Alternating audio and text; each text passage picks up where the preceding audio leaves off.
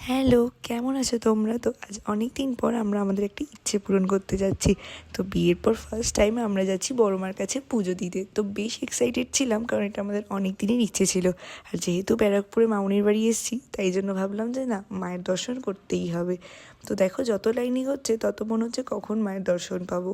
আর যেই মায়ের দর্শন পেলাম, তখন তো মন অন্যরকম হয়ে গেছে। আর যেহেতু সোমবার ছিল, অতটাও ভিড় ছিল না। তো মায়ের দর্শন পাওয়ার পর তো মনটা আমাদের ভরেই গেছে। আর মায়ের থেকে চাইলাম যাতে আমি সবাইকে নিয়ে ভালো করে সংসার করতে পারি। দেখো, আগে তো অন্যরকম ছিল যে পড়াশোনা নিয়েই চাইতাম, এখন অন্যরকম ব্যাপার। তো যাই হোক, মা সবাইকেই ভালো রাখবে। আর এখন যেহেতু আরতি হচ্ছে, আমরা ওয়েট করেছিলাম পুজো দেওয়ার জন্য।